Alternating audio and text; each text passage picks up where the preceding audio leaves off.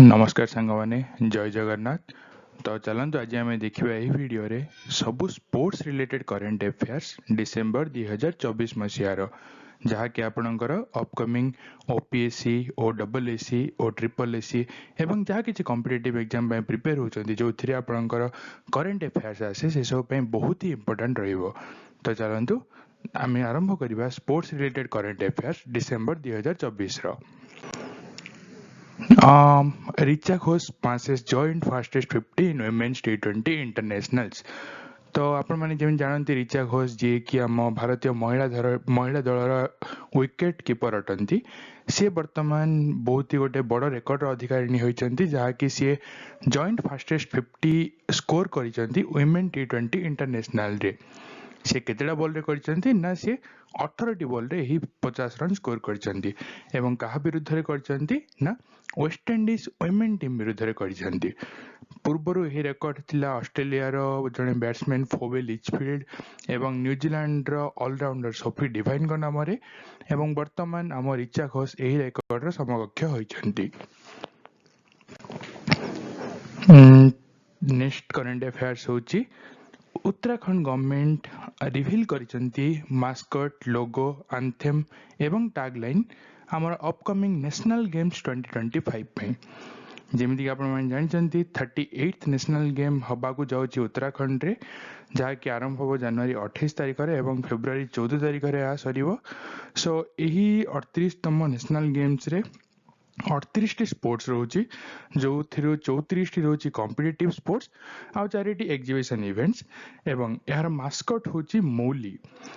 Uttarakhand state bird होची मोनाल एवं से इंस्पिरेशन नहीं कि यही मास्कट रो ना रखा जाइए मौली एवं टैग लाइन रही इवेंट रो संकल्प से शिखर तक एवं यह कोठी खेल होगा जाउची ना महाराणा प्रताप स्पोर्ट्स कॉलेज डेहराडून रे। तो आग को जीवा आमर रियल माद्रिद फुटबॉल क्लब से माने जीति वर्तमान इंटर कॉन्टिनेंटल कप 2024 यह गोटे फुटबॉल इवेंट एवं आपण माने जानी थिबे रियल माद्रिद फुटबॉल क्लब होची स्पेन रो गोटे फुटबॉल क्लब एवं से माने जीति एबे इंटर कॉन्टिनेंटल कप। तो यह कोठी खेला जाउथला ना कतार रे खेला जाउथला एवं फाइनल इवेंट हेतला 18 डिसेंबर 2024 मसीहा रे एवं रियल माद्रिद क्या परास्त करिछि ना मेक्सिको रो गोटे क्लब रही जार ना अछि पचुका से 3-0 गोल रे परास्त करिसेंती एवं इंटर कॉन्टिनेंटल कप 2024 रो विजेता होइचंती।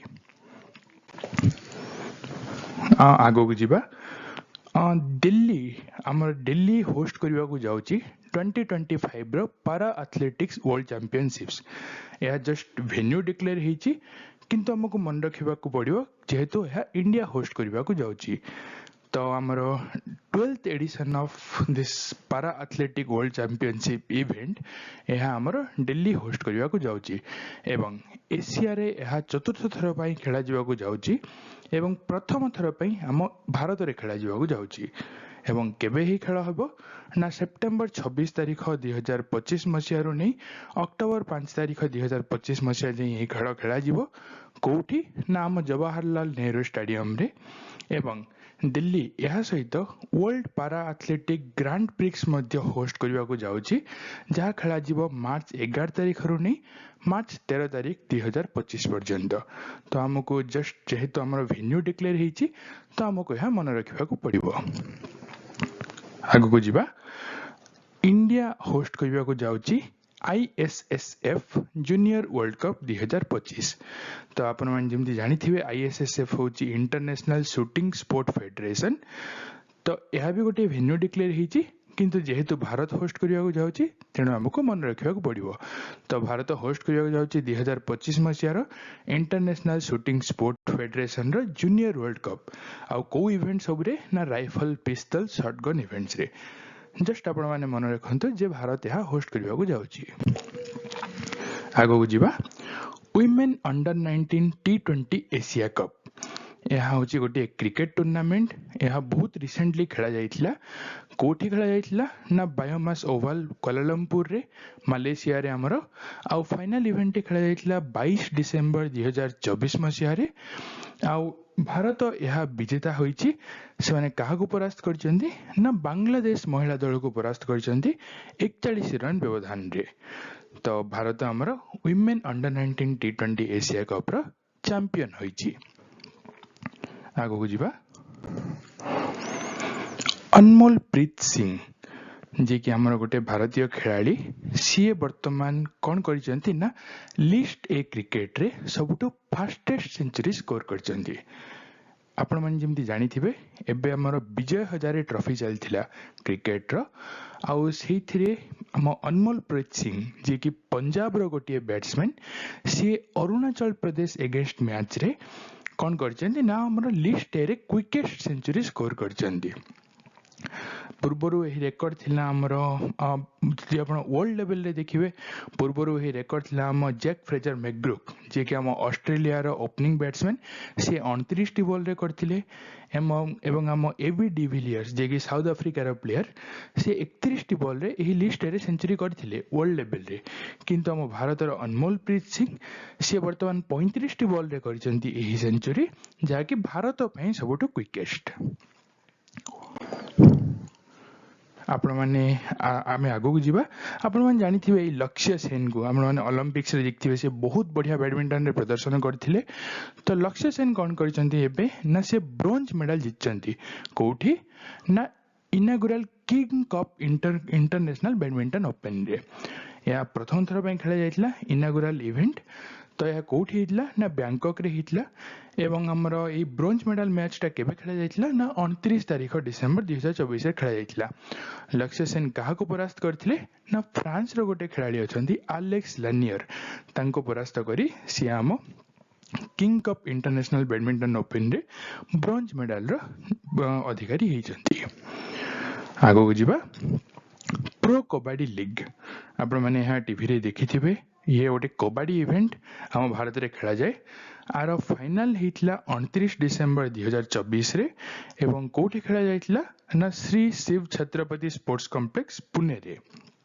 आउ एही इवेंट रे प्रो कबड्डी लीग इवेंट रे हरियाणा स्टीलर्स से माने प्रथम थर पे यही टाइटल जीतिचंती एवं से माने काहा को परास्त करचंती ना पटना पायरेट्स को परास्त करचंती।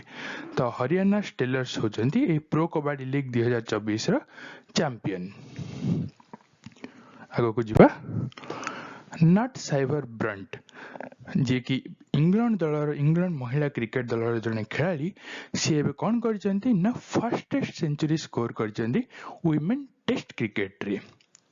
बुझि पारथुबे वुमेन टेस्ट क्रिकेट रे फास्टेस्ट सेंचुरी स्कोर करचंती नट साइबर ब्रंट सी केतेडी बॉल रे करचंती ए सेंचुरी ना 96 टी बॉल रे करचंती एवं काहा विरुद्ध रे करचंती ना साउथ अफ्रीका महिला क्रिकेट दल विरुद्ध रे करचंती सी यही स्कोर टी सी डिसेंबर 15 तारिख 2024 मसीह करथिले। पूर्वरु ही रेकर्ड थिला हमर चमणी सेनेविरत्नंक नाम रे जे श्रीलंका महिला क्रिकेटर थिले एवं से 1998 रे ए सेंचुरी टेस्ट रे 106 टी बॉल रे करथिले। किंतु हमर नट साइबर ब्रंट 96 टी बॉल रे ए सेंचुरी करी से वर्तमान फास्टेस्ट सेंचुरी करिसेंती वुमेन टेस्ट क्रिकेट रे।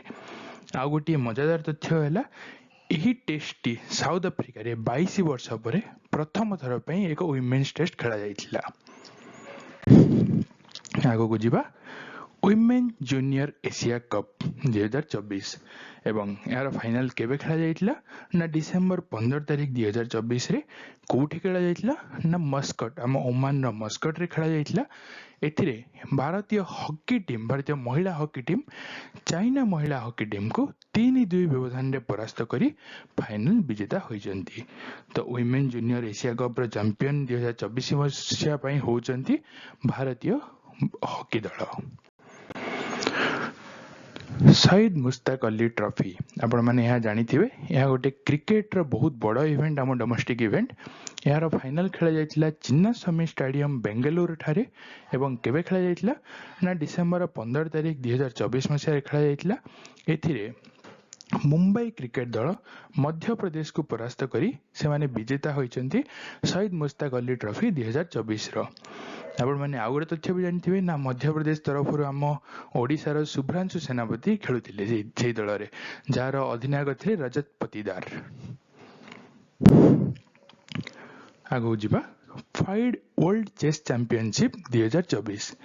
यह भारत रे बहुत ही बड़ हाइलाइट थिला किछि दिन पूर्वरु। काहींकि ना आम इंडिया डी गुकेश डोमरा जो जी सी यंगेस्ट वर्ल्ड चेस चैंपियन होती एवं केते वर्ष बयस से यार अधिकारी होती ना 18 वर्ष बयस रे। गुकेश होचंदी सबुठु यंगेस्ट वर्ल्ड चैंपियन। सी पूर्वर मध्य वर्ल्ड रो यंगेस्ट ग्रैंड मास्टर हो पारि थांते, किंतु जस्ट 17 दिन व्यवधान रे सही रिकॉर्ड रो अधिकारी हो पारि नथली, किंतु वर्तमान सी यंगेस्ट वर्ल्ड चेस चैंपियन होचंदी।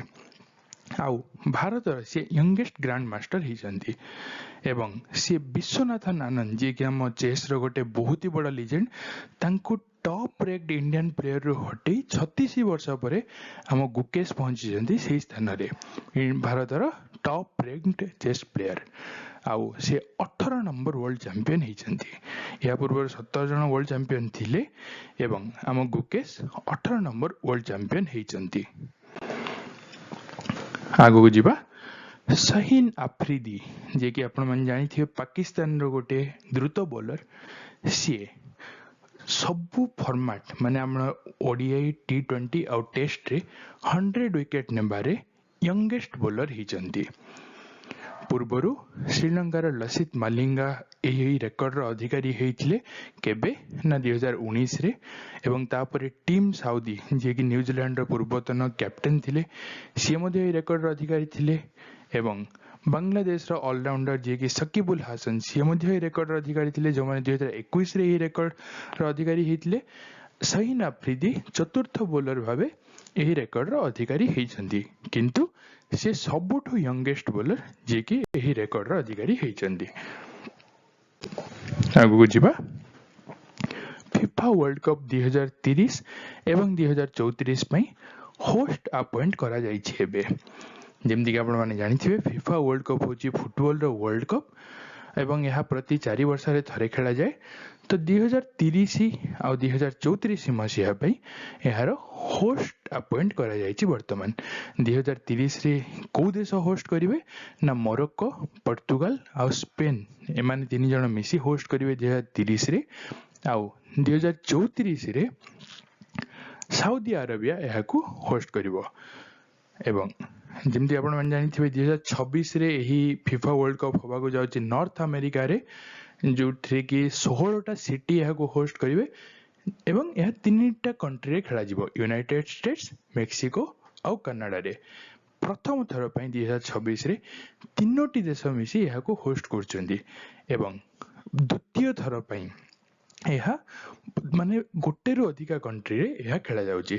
पूर्व 2002 मसीहा रे जापान और साउथ कोरिया मिसी की होस्ट करथिले एवं 2026 रे हमरो तीनटा देश मिसी के यहां को होस्ट करिवे।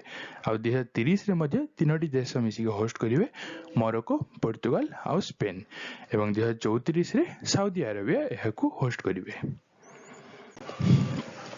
आगु को जिबा 20तम एशियन वुमेन्स हैंडबॉल चैंपियनशिप या खेला जाइतिला कोठी ना Indira Gandhi indoor stadium new Delhi रे एवं विजेता होइछन्ती जापान जे कि तांको सेकंड टाइटल हासिल करछन्ती। पूर्व से 2004 रे ई टाइटल हासिल करथिले एवं 2024 रे से हासिल करछन्ती।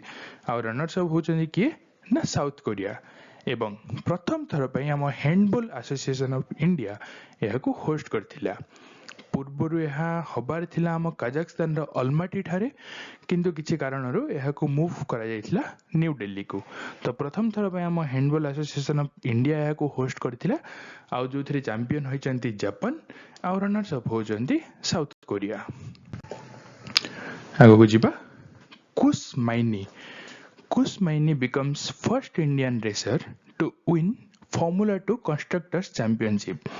हम कुश माइनी सी वर्तमान हिस्ट्री क्रिएट करछन्ती कोन पई ना सी फर्स्ट इंडियन जे कि हम FIA F2 constructors world championship विजेता होइचन्ती एवं सी प्रथम भारतीय जे कि F2 रे गोटे पोल पोजीशन हासिल करछन्ती। तो आपण मन रखंतु कुश माइनी होचन्ती प्रथम इंडियन रेसर जे कि फार्मूला 2 कंस्ट्रक्टर चैंपियनशिप विजेता होइचन्ती। आगो जिमा हमरो under 19 men's Asia cup trophy ये हूँ गोटे क्रिकेट इवेंट आपण मैंने जानिथिबे किछि दिन पूर्व खेला जाइथिला जो बांग्लादेश क्रिकेट दल भारतीय क्रिकेट दल को एथिरे पराजित करथिला। कोठी खेला जाउथिला एटा ना दुबई इंटरनेशनल क्रिकेट स्टेडियम ठारे खेला जाउथिला एवं बांग्लादेश क्रिकेट दल प्रथम बैटिंग करी से 169 रन स्कोर करथिले किंतु आम भारतीय माने 139 रन रे ऑल आउट हो जाइथिले एवं बांग्लादेश यह विजेता होइथिला। यह गोटे 50 ओवर क्रिकेट टूर्नामेंट थिला एवं बांग्लादेश एथिरे विजेता होइथिला। आगो जीवा अबुधाबी ग्रांड प्रिक्स एथिरे विजेता होइचंती लैंडो नोरिस। आपण माने मन रखंतु अबुधाबी ग्रांड प्रिक्स जो थिरे विजेता होइचंती लैंडो नोरिस। आगो जीवा बीसीसीआई सेक्रेटरी भाबरे वर्तमान अपॉइंट करा जायछि देवजीत साइकिया को। देवजीत साइकिया आपण जानिथिबे जय साहा जेहेतु हमर नुआ आईसीसी रो प्रेसिडेंट हेचंती तो तांको स्थानटी वेकेंट थिला एवं सेही स्थान पई वर्तमान देवजीत साइकिया को अपॉइंट करा जायछि। किया अपॉइंट करचंती ना हम बीसीसीआई रो प्रेसिडेंट जे होचंती रोजर बिन्नी से अपॉइंट करचंती देवजीत साइकिया को जे एबे एक्टिंग सेक्रेटरी ऑफ बीसीसीआई रहिबे। आगो जिबा junior hockey Asia cup. Junior hockey Asia cup कोठी खेला जाइथिला ना ओमान रो मस्कट ठारे। एथिरे हम भारतीय दल पाकिस्तान दल को पराजित करी विजेता होइचंती। इंडियन हॉकी टीम से पाकिस्तान को 5-3 स्कोर रे परास्त करी हम भारत रो टाइटल विजय हासिल करिसंती एवं एमाने पंचम थर पई जूनियर एशिया कप विजेता होइचंती। आगो जिबा शहीद मोदी बैडमिंटन। आपण मन जानथिबे यह गोटे बहुत ही बड़ बैडमिंटन इवेंट एवं एथिरे आम फीमेल इवेंट रे पीवी सिंधु आपण जानिथिबे हम भारतीय female badminton player PV Sindhu सी आम तांकर first BWF world tour title विजेता होइचंती जुलाई 2022 परे। जुलाई 2022 टू से जीति नथिले हम बीडब्ल्यूएफ वर्ल्ड टूर टाइटल एवं से शहीद मोदी बैडमिंटन विजेता होइचंती एवं से काहा को परास्त करचंती ना चाइना रो उ लुओ युंग को परास्त करचंती एवं एथिरे मेंस इवेंट रे आम लक्ष्य सेन विजेता होइचंती एवं से काहा को परास्त करचंती ना सिंगापुर रो जिया हेन जेसन टेंग को परास्त करचंती। एथिरे आउ गोटे बहुत बढ़िया तथ्य अछि जोटे कि हमरो त्रिशा जल्ली आ गायत्री गोपीचंद से माने हिस्ट्री क्रिएट करचंती by winning India's first women's double title at this event. आगु केही भी जीति नथले से माने प्रथम थर पे वुमेन्स डबल टाइटल एही इवेंट रे जीतिचंती को माने ना त्रिशा जल्ली आ गायत्री गोपीचंद। आगु जिबा पवन कंपेली secures historic bronze medal in e-football at Asian e-sports game।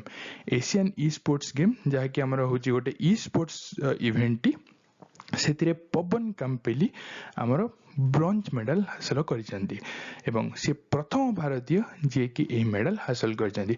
एही इवेंट पूर्वरु हमर केही जीति नथिले भारत रु प्रथम थर पई से विजेता होइचंती तो सेति पई ये बहुत इंपोर्टेंट सांग माने यह 2024 मसीहा डिसेम्बर रो स्पोर्ट्स रिलेटेड करेंट अफेयर्स। जदि आपण मन को यह भल लागिला आपण माने किछि भी फायदा पाउचंती एथिरु तो दया करी चैनल को सब्सक्राइब करिवे एवं यही वीडियो को शेयर करिवे जोथिरु मते अधिक मोटिवेशन मिलिबो आगो को एही बड़ी वीडियो आनिबा पई। धन्यवाद सांग माने। जय जगन्नाथ।